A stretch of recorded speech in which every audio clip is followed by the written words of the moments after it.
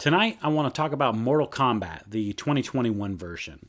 This movie is directed by first-time director Simon McQuoid. It's written by Oren Uziel, Greg Russo, and Dave Callahan.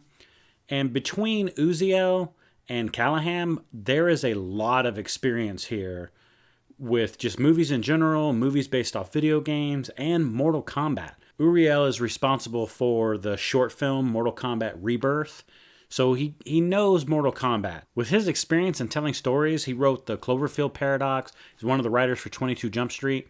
You would think that this story would have flowed a little better. Also with Callahan, he wrote Zombieland Double Tap, The Expendables with Sylvester Stallone. He created Jean-Claude Van Johnson. He's one of the writers for Wonder Woman 1984, the upcoming movies Shang-Chi, and Into the Spider-Verse 2.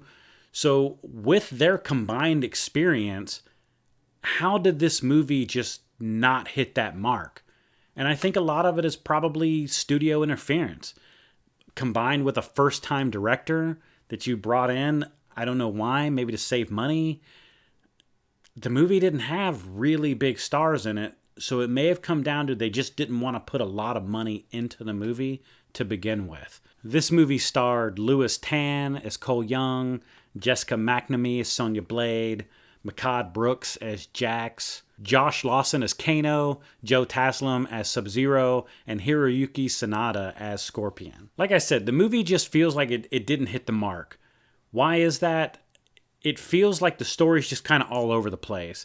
They don't really get into a lot of the lore of the characters. Some of the lore that we got was from Louis Tan's character, Cole Young, and that character was completely made up for this movie.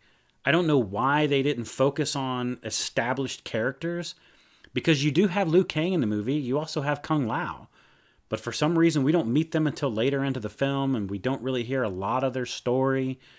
Shang Tsung feels like it's an afterthought. We don't get a lot of backstory into who they are.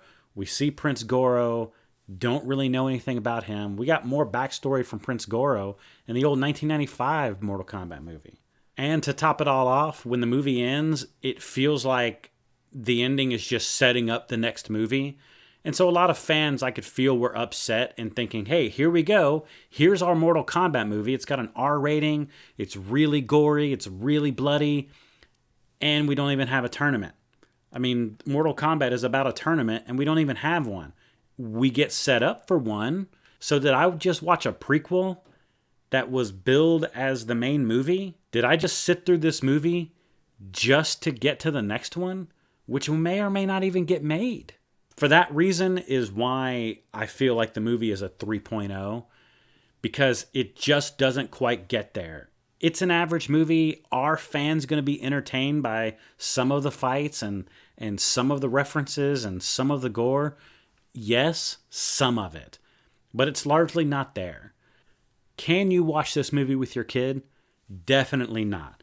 It's a R rating, very hard R, a lot of violence, a lot of gore. Stay away from the movie with your kids. Well, that's my opinion on the movie. Let me know in the comments if you've seen it and what you thought of it. Smash that like button, and I'll see you next time.